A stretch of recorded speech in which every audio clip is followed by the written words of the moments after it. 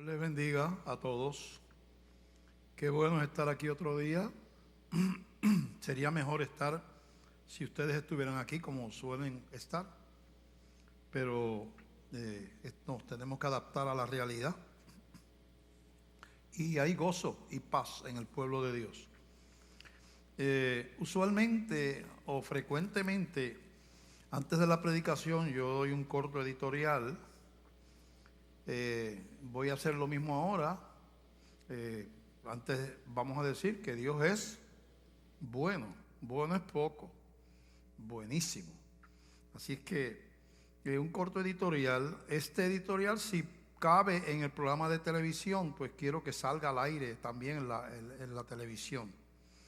Y vamos a hablar un momentito de la situación que estamos pasando y las alternativas que se presentan ante la epidemia de coronavirus. Queremos que usted esté enterado de qué es lo que se está planificando y qué implica eso, ¿verdad?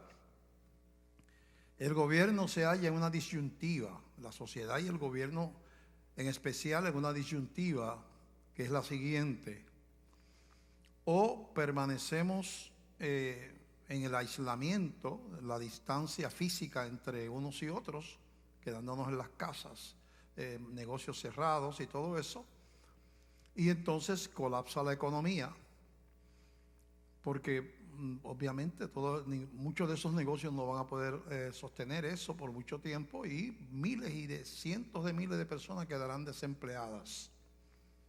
O abrimos los negocios y entonces aumentamos el riesgo de el contagio, porque esta enfermedad es una enfermedad contagiosa, que una de las maneras de prevenir el contagio es la distancia, ¿verdad?, física entre una persona y otra. Tenemos que entender que es difícil para el gobierno decidir, porque uno puede decir pues que la gente se quede desempleada, que colapse la economía del país. Eso es difícil, ¿verdad? Y que las familias pasen hambre porque no hay trabajo, o entonces que nos quedemos en las casas y colapse la economía. Las dos alternativas son antagónicas, no se pueden hacer ambas, no se pueden lograr ambas cosas. O se aísla y detiene o retarda el crecimiento de la enfermedad, el número de personas contagiadas, o se expone, mejora la economía, pero entonces aumenta el contacto con la gente. Y eso, entonces estamos en una disyuntiva que ambas son malas. Ambas son malas. Y entendemos que es difícil decidir, porque así como es importante prevenir la enfermedad, es importante que la gente coma y tenga una fuente de trabajo y que la economía funcione. Están ambas cosas, ¿verdad?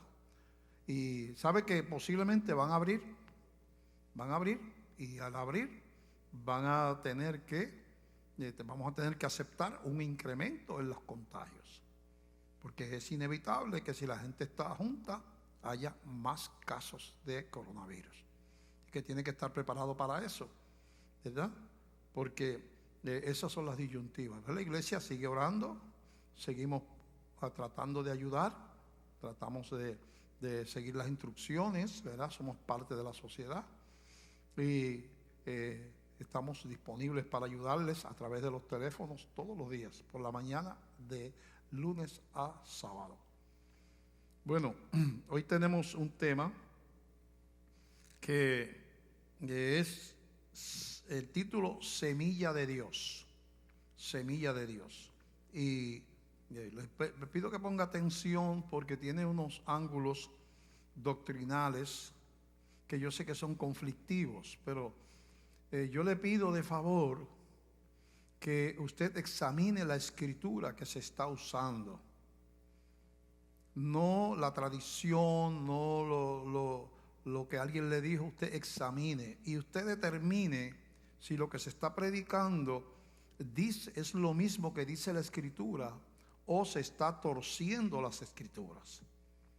Si usted descubriera que se están torciendo, que eso no es lo que dice, pero que se está usando una escritura mal usada, entonces usted pues no me cree a mí, no crea lo que yo digo, créale a la palabra, ¿verdad? Bueno, el título del mensaje, Semilla de Dios. Semilla de Dios. En primera de Pedro, capítulo 2, del 4 al 8, dice: acercándoos a él piedra viva, desechada ciertamente por los hombres, mas para Dios escogida y preciosa. Vosotros también, como piedras vivas, sed edificados como casa espiritual y sacerdocio santo, para ofrecer sacrificios espirituales aceptables a Dios por medio de Jesucristo. Por lo cual también contiene la Escritura: he aquí pongo en Sión, en Jerusalén, la principal piedra del ángulo, escogida, preciosa, y el que creyere en él no será avergonzado. Para vosotros pues, los que creéis, él es precioso, pero para los que no creen, la piedra que los edificadores desecharon ha venido a ser la cabeza del ángulo, y piedra de tropiezo y roca que hace caer, porque tropiezan en la palabra, siendo desobedientes, a lo cual fueron también destinados. Dos cosas importantes establecen en la Biblia aquí sobre Jesucristo. Primero, establece que Jesucristo es el fundamento, le llama cabeza del ángulo. Es la piedra angular, la piedra que se colocaba en las esquinas para sostener los edificios en aquel modelo de construcción, una piedra inmensa, y sobre esos 4 ángulos se construía el resto del edificio, utilizando la piedra angular como fundamento. Y dice que Jesucristo es el fundamento, la piedra angular. Quiere decir que toda la salvación, todo lo que tiene que ver con la eternidad, con el poder llegar a la presencia de Dios al final del camino, tiene que ver con la persona de Jesucristo. Él es el fundamento, la cabeza del ángulo. Pero también dice que Cristo es piedra de tropiezo. Y eso pues hay que entenderlo y hay que explicarlo, porque está escrito ahí. Y Él es: pongo a vosotros la piedra que los edificadores desecharon, ha venido a ser la cabeza del ángulo, y piedra de tropiezo y roca que hace caer. Cristo, la roca que hace caer. Así que así primero lo pone como cabeza del ángulo, y después pone a Jesucristo como un tropezadero. La palabra, tropiezan en la palabra, revela un Cristo que los que no son tocados por el Espíritu Santo no pueden entender ni pueden recibir. Por eso es que la palabra es piedra de tropiezo, porque habla de un Cristo con unas características que al que no tiene el corazón preparado por Dios, no lo puede tragar. Así que es normal que la sociedad esté en contención, en contienda con la iglesia cuando predicamos a Cristo como el Salvador, el único camino para llegar al Padre, que es Dios encarnado, que murió y resucitó y reina en gloria, y que todo el mundo comparecerá al tribunal de Cristo. Todas esas cosas, al que no tiene ese toque de Dios, es tropezadero, se irrita, le molesta, se vuelve en contra de la iglesia.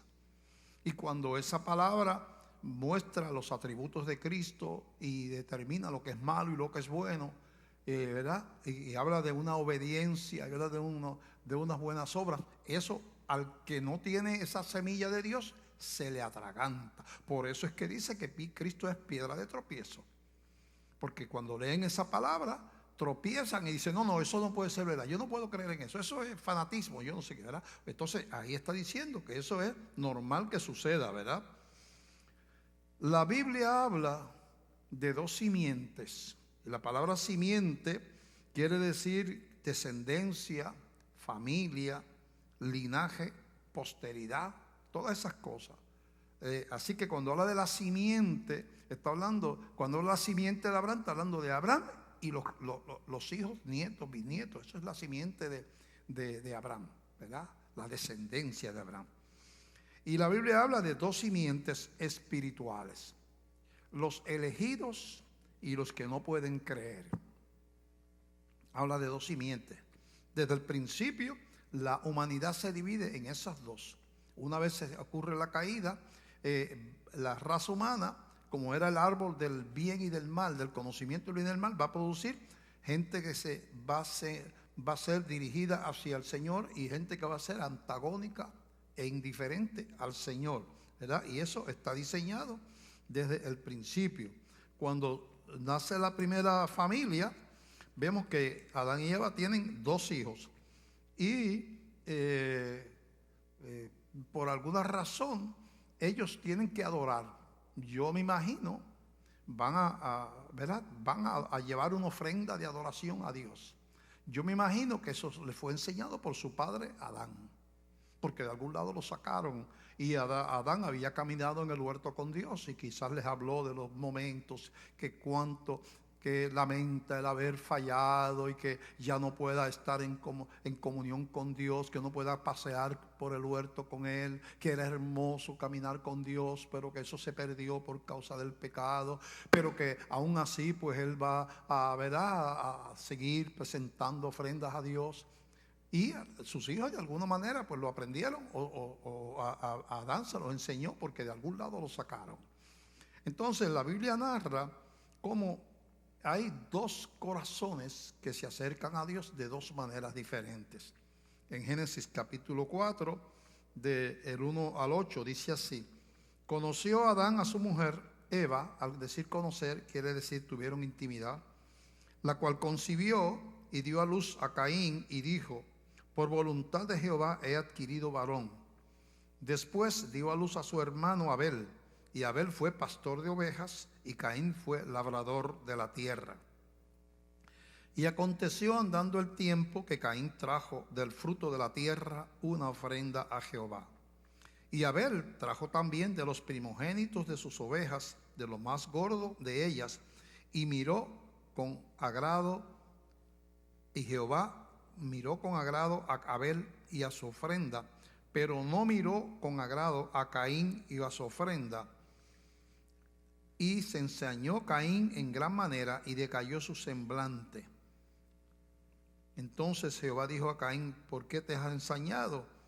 ¿Y por qué ha decaído tu semblante? Si bien hicieres, no serás enaltecido, y si no hicieres bien, el pecado está a la puerta. Con todo esto, a ti será tu deseo, y tú te señorearás de él.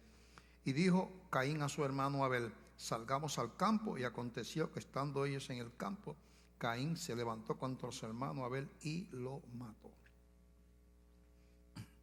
Entonces vemos que el problema fue la ofrenda, la manera de acercarse a Dios. Todo eso provocó un celo en Caín, porque él no se acercó a Dios de la manera correcta. No que fuera llevar un vegetal, porque la Biblia habla de las primicias de la cosecha y todo eso, sí que eran aceptables las ofrendas de vegetales, sino porque Caín no tenía una revelación de Dios, porque no tenía un corazón preparado. Y la Biblia no cualifica la ofrenda, ¿verdad? Caín trajo del fruto de la tierra una ofrenda a Jehová.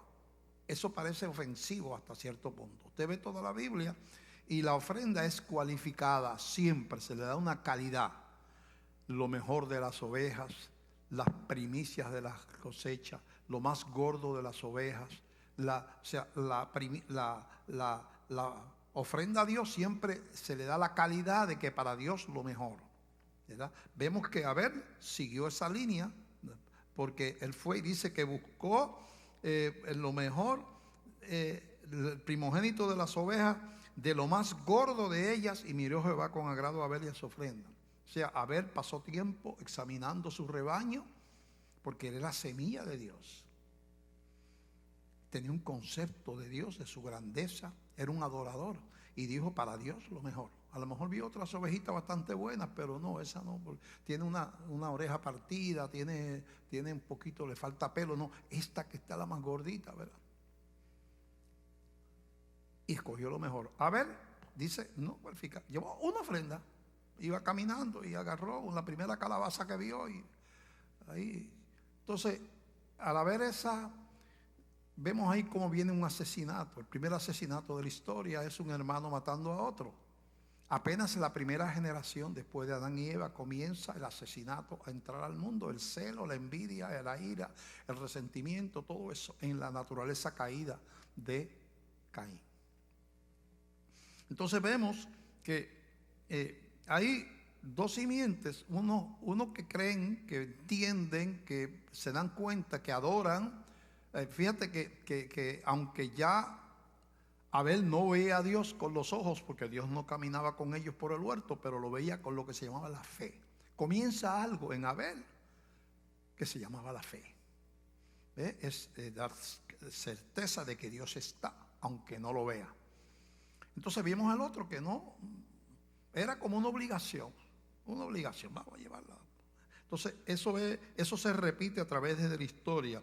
Desde la en adelante la humanidad se divide en esas dos simientes, Caín y Abel. Después viene más adelante, desaparece esa descendencia espiritual, porque matan al que era el portador de la promesa espiritual, el elegido, es asesinado. Y hay como un silencio por mucho tiempo. Caín tuvo hijos en Génesis 4, del 20 al 22, pero y Ada, que descendiente de Caín, dio a luz a Jabal, el cual fue padre de los que habitan en tiendas y crían ganados. Y el nombre de su hermano fue Jubal, al que fue padre de todos los que tocan arpa y flauta. Unos eran músicos, otros criaban ganado. Y Sila también dio a luz a Tubal Caín, artífice de toda obra de bronce y de hierro, y la hermana de Tubal Caín, etcétera, etcétera. Los descendientes de Caín, tú sigues esa línea y ves que lo que desarrollan son antagónicos a Dios. Habían oficios, pero no se mencionan como adoradores. Y hay como un silencio. Desde la muerte de Abel, como que se rompe eso, ¿verdad? Se rompe por un tiempo. Pero vemos que Dios más tarde restituye a esa descendencia espiritual. Y con el tiempo conoció, versículo 4:25, y conoció de nuevo a Adán a su mujer, la cual dio a luz un hijo y llamó su nombre Set. Porque Dios dijo ella, me ha sustituido otro hijo en lugar de Abel, a quien mató Caín. Entonces ella identifica a Set como el heredero espiritual que venía a ocupar el lugar de Abel, a quien mató Caín. Y a Set también le nació un hijo y llamó su nombre Enos. Entonces los hombres comenzaron a invocar el nombre de Jehová. Fíjate que entonces comenzaron, quiere decir que no lo estaban haciendo, que cuando faltó Abel no había nadie que lo hiciera de esa descendencia de Adán.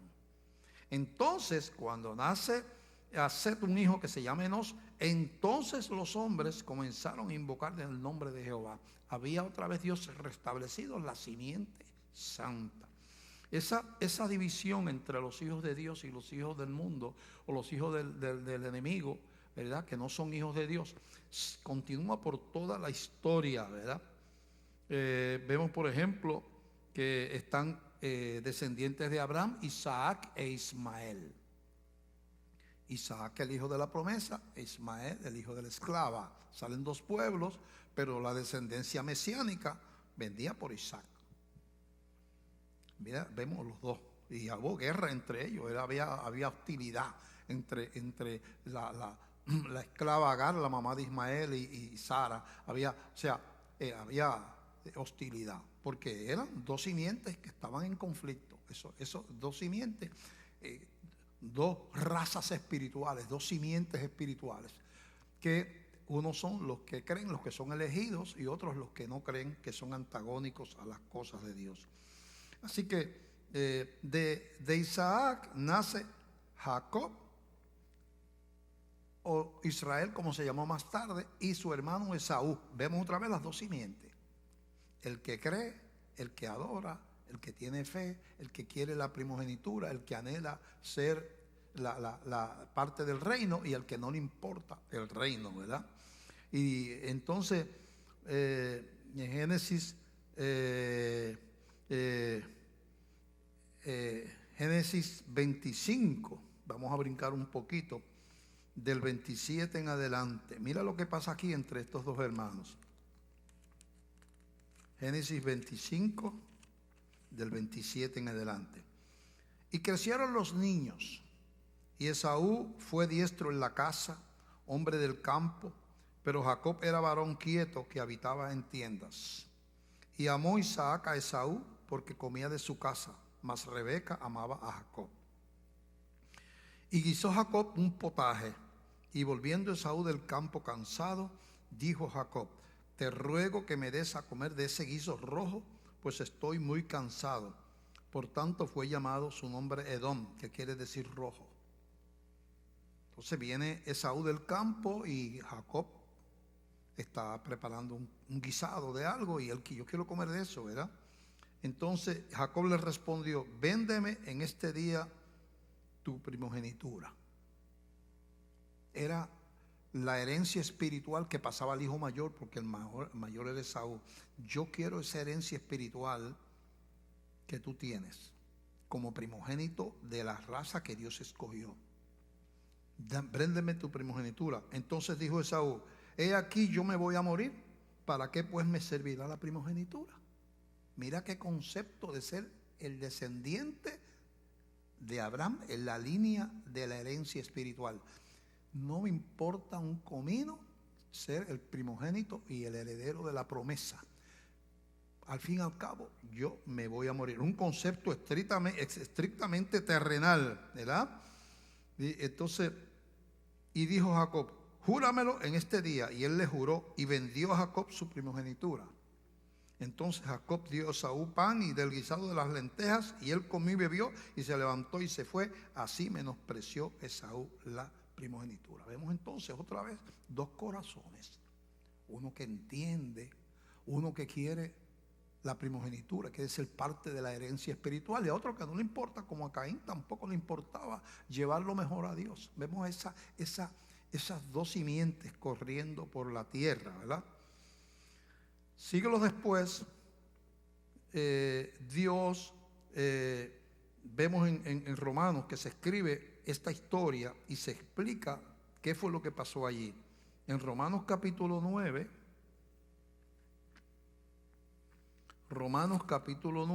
vamos a buscar aquí ahora, ya estamos llegando.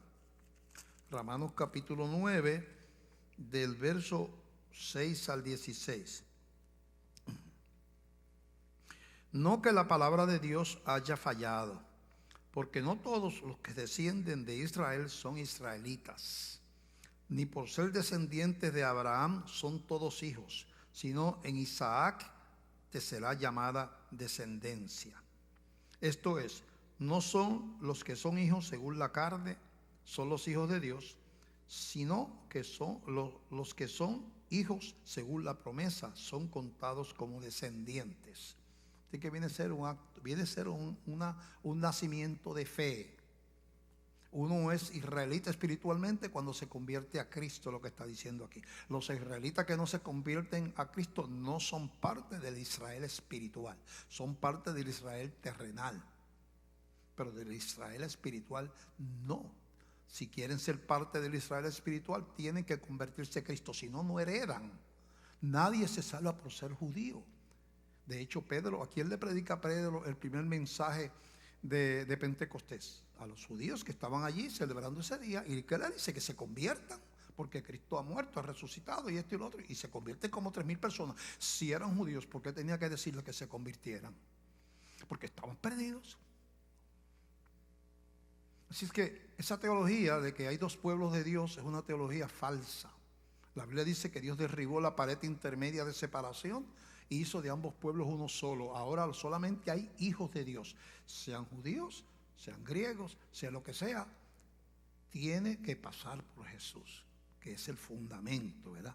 Bueno, entonces, ¿qué es lo que pasa aquí? Lo que pasa es que Esaú no es semilla de Dios, no es simiente de Dios, igual que no lo era Caín. Era hijo de una simiente, Isaac, pero vemos eso de Noé. Tuvo 3 hijos, Sem, Cam y Jafet. Salió Cam, por ejemplo, es es antepasado de un montón de tribus paganas, los amorreos, los cananeos y todos esos enemigos de Dios, ateos, idólatras. Y era hijo de Noé, que era un hombre de Dios. Entonces vemos que de Isaac salen dos simientes, como de Adán salieron dos simientes. Y entonces vemos que Esaú no apreciaba la herencia espiritual que le tocaba como primogénito. No lo tenía, no le importaba porque no lo entendía. Es que los hijos, los que no son elegidos de Dios, no pueden entender las cosas espirituales. No las pueden entender. Entonces vemos que él vende y dice, no, si yo me voy a morir como quiera, ¿para qué yo quiero eso? Y el otro contentito, pero en Romanos 9:6 lo predica, dice que no es por ser descendiente de Abraham. Esto es, vuelvo a leer el versículo 8, esto es, no los que son hijos según la carne son los hijos de Dios, sino que los que son hijos según la promesa son contados como descendientes. Porque la palabra de la promesa es esta: por este tiempo vendré y Sara tendrá un hijo. Y no solo esto, sino también cuando Rebeca concibió de uno, de Isaac, nuestro padre, pues no habían aún nacido, ni habían hecho aún ni bien ni mal, para que el propósito de Dios conforme a la elección permaneciese, no por las obras, sino por el que llama. Espérate. Aunque iban a nacer, no habían nacido todavía ni Isaac, ni Esaú, ni Jacob. No habían nacido, pero ya había un propósito, ya había un elegido de Dios. Se le dijo, el mayor servirá al menor. Esa profecía se le dio antes de ellos nacer. Como está escrito, a Jacob amé, mas a Esaú aborrecí. Quiere decir que Dios escogió a Jacob siendo el menor. Así que Esaú no tenía la semilla, no era un escogido de Dios y por lo tanto no podía entender. ¿Qué pues diremos? ¿Que hay injusticia en Dios? En ninguna manera. O sea, si Dios escoge a uno, ¿es injusto por eso? ¿Se supone que Dios sea democrático, que lleve a votación las cosas, o es soberano, que él hace como quiere? Dice, ¿hay injusticia en Dios? En ninguna manera. Pues a Moisés dice, tendré misericordia del que yo tenga misericordia y me compadeceré del que yo me compadezca. Así que no depende del que quiere ni del que corre, sino de Dios que tiene misericordia. Entonces lo que vemos es que Romanos aclara que eso de Esaú es que Esaú no era un elegido, que el elegido era Jacob. Y por lo tanto los que no son elegidos no pueden entender, porque como todos estamos muertos espiritualmente, escucha esto, nosotros todos perdimos la posibilidad de relacionarnos con Dios en el pecado original, allá en el huerto. Y la muerte pasó a todos los hombres. La muerte física no. Después del huerto, Adán duró cientos de años. O sea que si la paga del pecado era la muerte, pues no se cumplió porque duró siglos después del huerto. ¿No viste aquí cómo está teniendo hijos por ahí? Pero Adán estaba muerto. ¿Estaba muerto físicamente? No, estaba muerto espiritualmente. El Señor puso un ángel con una espada para que dice que no entren al huerto y coman del árbol de la vida y vivan para siempre. Se les cerró la entrada a la gloria a Adán y a todos nosotros. Pero de esa descendencia de Adán, Dios tiene personas llamados Abel, llamados Noé, llamados Moisés, llamados Jacob, llamado Judá, llamado Pablo, Pedro, Juan, llamado como tú te llamas si tú eres cristiano. Tú eres parte de esa simiente escogida. Eso es lo que está enseñando la Escritura, ¿verdad? Así, vamos a ver entonces que si tú has creído en Dios, si tú has creído en Dios, tú eres parte de la simiente santa. Eso lo dice, vamos a ver si es verdad eso. Y eres un escogido de Dios. Efesios 1, del 3 al 7. Bendito sea el Dios y Padre de nuestro Señor Jesucristo, que nos bendijo con toda bendición espiritual en los lugares celestiales en Cristo, según nos escogió en Él antes de la fundación del mundo, para que fuésemos santos y sin mancha delante de Él en amor, habiéndonos predestinado, destinado de antemano, para ser adoptados hijos suyos por medio de Jesucristo, según el puro afecto de su voluntad, para alabanza de la gloria de su gracia, con la cual nos hizo aceptos en el amado, en quien tenemos redención por su sangre, el perdón de pecados según las riquezas de su gracia, que hizo sobreabundar para con nosotros en toda sabiduría e inteligencia. Quiere decir ahí que Dios nos escogió antes de la fundación del mundo. Le está escribiendo a los cristianos de Éfeso. No le está escribiendo al mundo entero. Está escribiendo a la gente cristiana de Éfeso. Ellos, ¿por qué eran cristianos? Porque eran escogidos. ¿Cómo lo dice Primera de Pedro 2? Primera de Pedro 2, del 9 al 10. Y leemos, Primera de Pedro 2, dice así. Dice, mas vosotros sois linaje escogido. Linaje es lo mismo que simiente, descendencia. Vosotros sois linaje escogido. Vienen de una simiente espiritual que Dios ha traído a través de la historia. Dice, real sacerdocio, nación santa, pueblo adquirido por Dios, para que anunciéis las virtudes de aquel que os llamó de las tinieblas a su luz admirable. Vosotros que en otro tiempo no erais pueblo, pero que ahora sois pueblo de Dios, que en otro tiempo no habíais alcanzado misericordia, pero ahora habéis alcanzado misericordia. Así que si somos linaje escogido, descendencia escogida, no está diciendo tú escogiste a Dios, no, Dios te escogió a ti. El Espíritu te convenció de pecado. El Espíritu cambió tu corazón de piedra en un corazón de carne. Esa regeneración del corazón tiene que preceder a la conversión, porque estamos muertos espiritualmente y los muertos no reaccionan, no pueden responder. Le puedes hacer cosquilla a un muerto, le puedes decir, no se va a reír porque está muerto.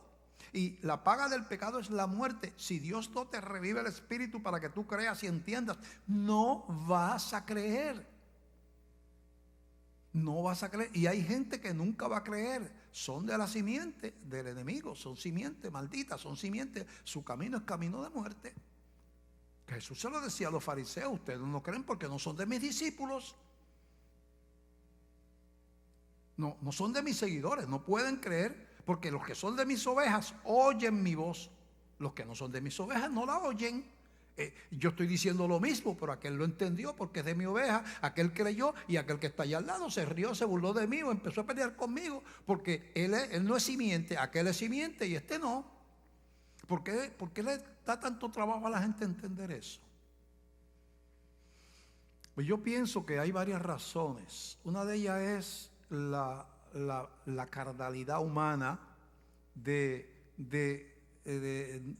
la gracia requiere una humildad absoluta. Para entender la gracia hay que entender que no podíamos hacer nada por salvarnos. Eso es gracia.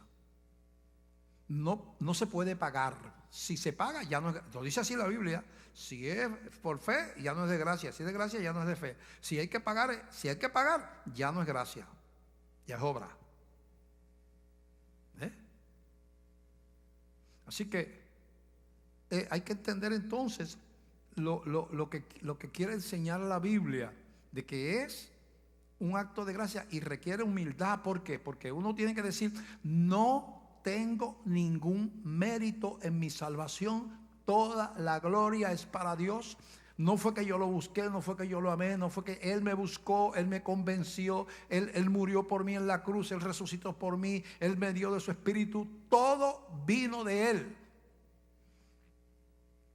Que yo tuve que arrepentirme, claro, porque Él me produjo arrepentimiento, trayendo a ese corazón muerto, Él le dio vida. No le dio entendimiento suficiente, esa regeneración, para saber que estaba mal y que era pecador y que tenía que arrepentirse. Eso vino de arriba. Jesús dijo, nadie puede venir a mí si mi Padre me lo trajese. Nadie. Y la nadie es nadie. Así que vemos entonces que si tú has creído, tú eres, como dice aquí en Primera de Pedro, Eres de la simiente del linaje escogido. Si has creído, eres linaje escogido. Fuiste separado por Dios. Tú como Jacob, desde antes, dice, antes de nacer, Dios había escogido a Jacob.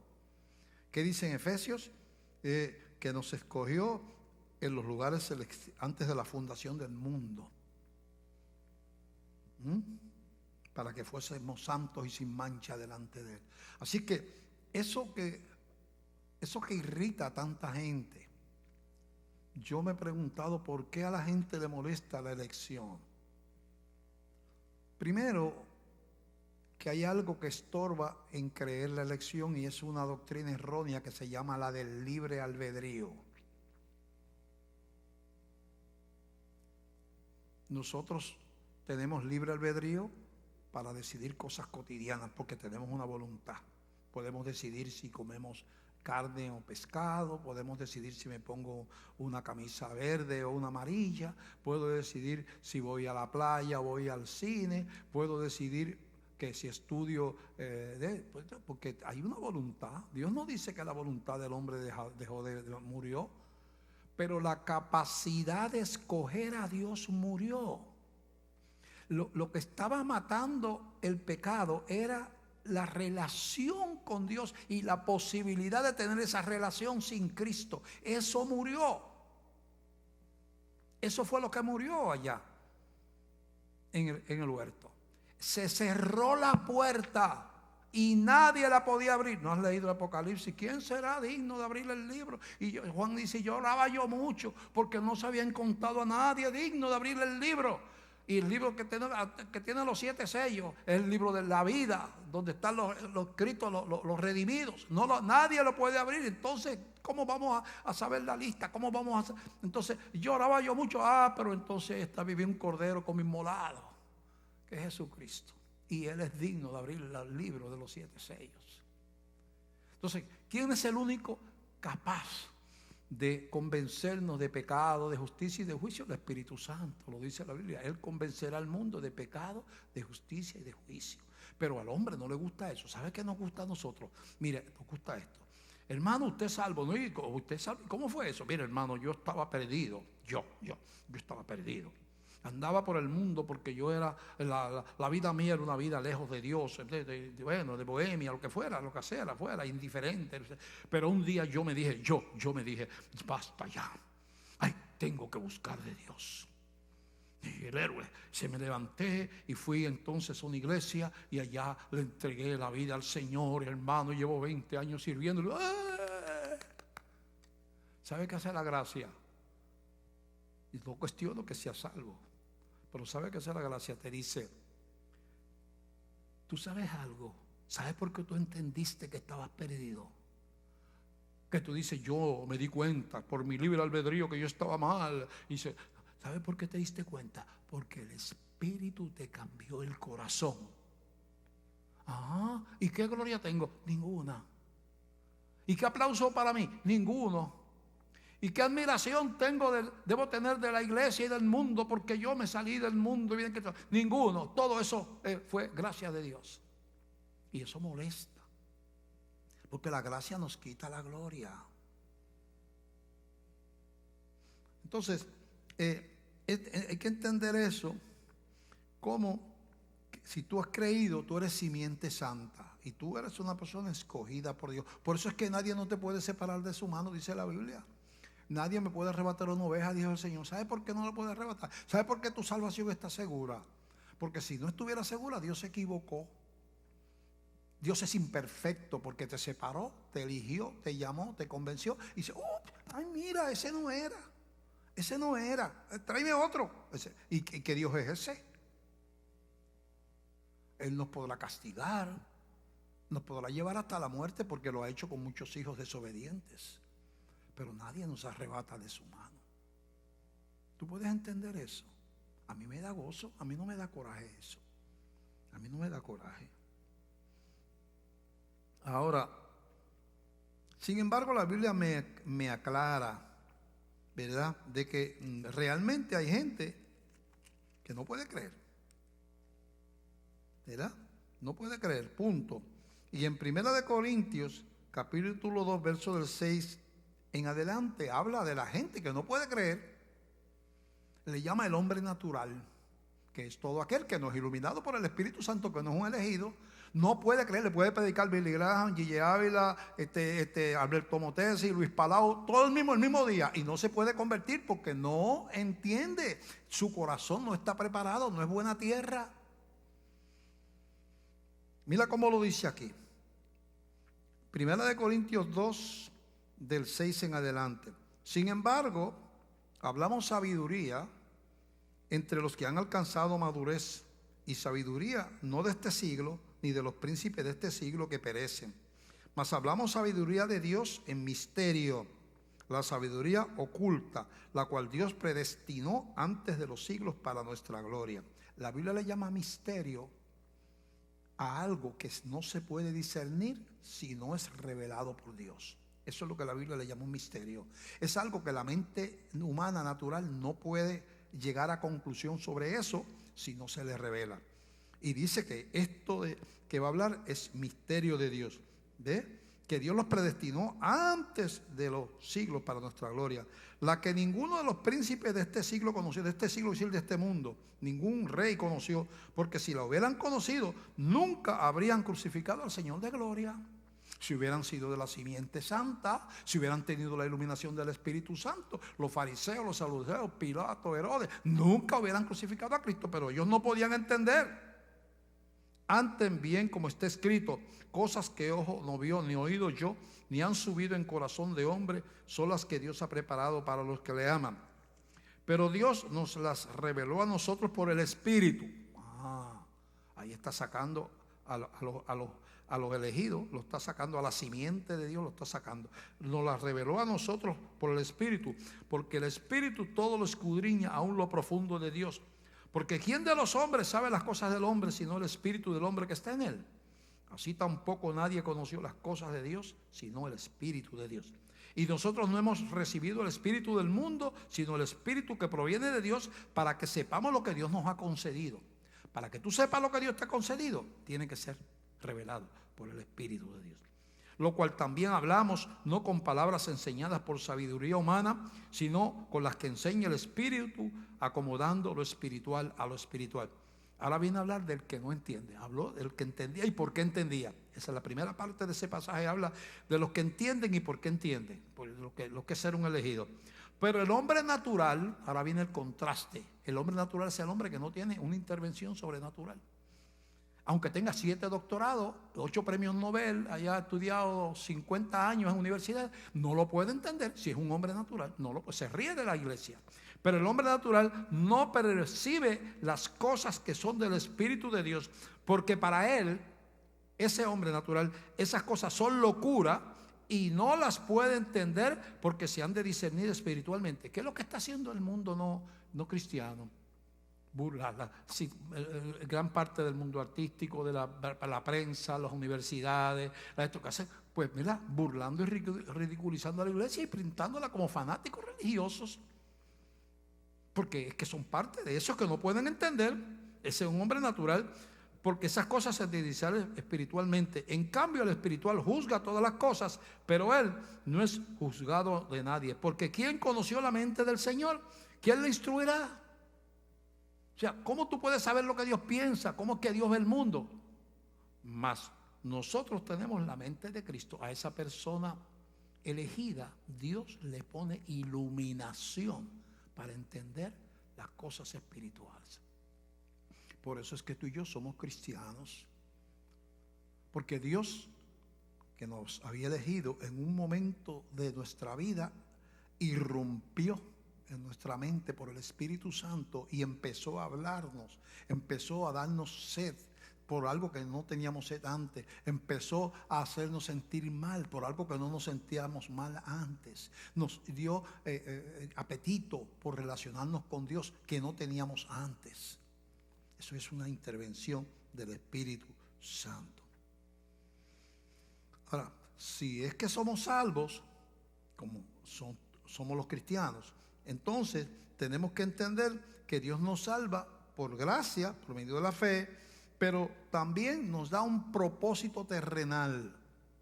O sea, además de salvarnos y reservarnos un lugar, una morada, como le dijo allá Juan 14, en la casa de mi padre muchas moradas hay, si no fuera yo se lo hubiera dicho. Voy pues a preparar lugar para ustedes, y cuando me vaya y les prepare el lugar, vendré otra vez y los tomaré a mí mismo, para que donde yo estoy ustedes también estén. Esa morada celestial, además de preparar una morada celestial, nos deja en la tierra. No nos convertimos y dicen ¡piu!, disparando para el cielo. Y llegará el momento que nos iremos con Él. Pero cuando nos convertimos, nos quedamos aquí. ¿Por qué? Porque Él nos hace testigos, nos hace mensajeros, embajadores en su nombre. Porque la manera de llevar la información de cómo está el mundo, de cómo está el corazón de la gente, de qué hizo Cristo en la cruz, de qué es la salvación, está en la palabra de la iglesia y en la palabra de Dios. La iglesia con la palabra de Dios en la mano. Entonces nos deja como embajadores. Repasando primera de Pedro 2, del 9 al 10, que la leímos ahorita. ¿Qué dice aquí? Mas vosotros sois linaje escogido, real sacerdocio, nación santa, pueblo adquirido por Dios. Primero habla de lo que hemos hablado, de somos simiente santa, semilla de Dios, elegidos, ¿verdad? Pero añade, para que anunciéis las virtudes de aquel que os llamó de las tinieblas a su luz admirable. Vosotros que en otro tiempo no eres pueblo, pero etcétera, etcétera. O sea, somos linaje escogido, real sacerdocio, para un propósito, como dice allá en Efesios 2. Somos hechuras creados en Cristo Jesús para buenas obras, las cuales Él preparó de antemano para que anduviésemos en ellas. Además de la gracia de la salvación, Dios me da un ministerio, una encomienda. Y ahí viene la parte del mensaje, ¿verdad? Que nosotros no podemos ignorar esa otra parte de nuestra salvación. Eso sería desobediencia, no estar agradecido y no tener propósito terrenal aparte de la salvación. Pero no somos gente sin propósito. Somos mensajeros, somos embajadores en el nombre de Cristo, ¿verdad? Y el Señor insistía una y otra vez en que la iglesia fuera a testificar. Por ejemplo, en Mateo, cuando Jesús está dándole la gran comisión, además de allá en Hechos capítulo 1, en Mateo capítulo 28, del verso 16 al 20, ¿qué es lo que dice aquí? Dice, pero los 11 discípulos se fueron a Galilea, al monte donde Jesús les había ordenado. Jesús ya lo habían matado. Él les dijo, vayan y esperen. Y ellos se fueron donde Él les dijo. Y cuando le vieron, le adoraron, pero algunos dudaban porque lo habían visto muerto, ¿verdad? Y Jesús se acercó para que vieran que era Él. Estaban viendo primero de lejos. Dice, no puede ser, será, pero si yo lo vi sangrando en una cruz, ¿cómo que está ahí ahora? ¿Verdad? Y Jesús se acercó y les habló diciendo, toda potestad me es dada en el cielo y en la tierra. Mira la plataforma de nuestra predicación. Estamos hablando en el nombre del Rey del universo. Toda potestad me es dada en el cielo y en la tierra. Por tanto, porque tengo esa potestad, porque nadie va a estar en la eternidad conmigo si no reconoce ese poder, esa potestad y ese señorío. Por tanto, id y haced discípulos a todas las naciones, bautizándolos en el nombre del Padre, del Hijo y del Espíritu Santo, enseñándoles que guarden todas las cosas que os he mandado, y aquí yo estoy con vosotros todos los días hasta el fin del mundo. Amén. Entonces, vemos que no podemos separar nuestra posición de elegidos, de salvos, de pueblo de Dios, de nuestro ministerio. Ambas cosas el Señor nos las empaquetó juntas. Allá en Hechos capítulo 1, ¿verdad? Y recibiréis poder cuando haya venido sobre vosotros el Espíritu Santo, y me seréis testigos en Jerusalén, Judea, Samaria y hasta lo último de la tierra. Y viéndolo ellos, fue alzado y una nube lo ocultó. Entonces, ese gozo que debe de haber en tu corazón, de decir, wow, yo soy real sacerdocio, nación santa, pueblo adquirido por Dios. De hecho, Dios me eligió a mí antes de la fundación del mundo. Me amó como, o sea, yo soy un Jacob. Yo soy un Judá, que es la tribu de la cual sale Jesucristo. Yo soy un Moisés, que era un elegido de Dios. Yo soy un Elías, yo soy un Jeremías. Si tú no tienes esos ministerios proféticos, porque los profetas del Antiguo Testamento ya estamos en el Nuevo. Y el Nuevo tuvo sus apóstoles, ¿verdad? Y entonces, pero tú eres un elegido de Dios. Entonces eso hay que entenderlo, hay que gozárselo, hay que vivirlo, ¿verdad? Nosotros vivimos en tiempos donde estamos más cerca del regreso del Señor, que está anunciado en la Biblia en muchos lugares. Vienen tiempos que la Biblia describe, tiempos críticos en la naturaleza, en la relación de Dios con el ser humano, en que se está peleando la batalla final. Y a nosotros estamos cerca, yo no sé cuán cerca. A lo mejor yo no llego al tiempo de la venida del regreso de Cristo, pero podría ser que muchos cristianos que están vivos, pues sean levantados con el Señor sin pasar por la muerte. Los que estén muertos serán levantados también.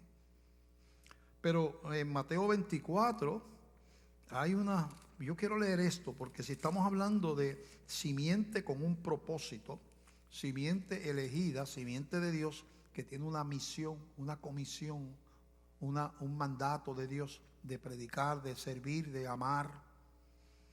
Entonces tenemos que ver que la Biblia nos prepara de características de los tiempos finales para que nosotros no claudiquemos en la fe, que el temor no nos arrope, porque si somos de los elegidos, lo peor que nos puede pasar es que nos muramos, y eso lo que provoca es que estemos con el Señor, donde es muchísimo mejor que estar acá.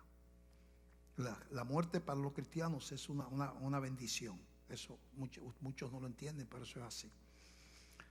En Mateo 24, del 3 al 14, mira lo que le dice Jesús a la gente de que va a pasar, para que usted esté preparado, usted que no nos ve, para que usted considere volverse a Dios antes de que empiecen, no espere que empiecen esas cosas para hacer, ¿verdad? Si Dios lo eligió a usted y tiene una inquietud, acérquese, que si usted es un elegido de Dios, Dios le va a hablar. Dice Mateo 24, 3 al 14, dice: y estando él sentado en el monte de los olivos, Jesús, los discípulos se le acercaron aparte diciendo: dinos, ¿cuándo serán estas cosas? ¿Y qué señal habrá de tu venida y del fin del siglo? Dos cosas le preguntan: señales de la venida de Jesús, el regreso, y del fin del mundo, fin del siglo. Respondiendo Jesús les dijo: mirad que nadie os engañe, porque vendrán muchos en mi nombre diciendo: yo soy el Cristo, y a muchos engañarán. Hemos tenido montones de gente que ha hecho eso. Y oiréis de guerras y rumores de guerras. Mirad que no os turbéis, porque es necesario que todo esto acontezca, pero aún no es el fin.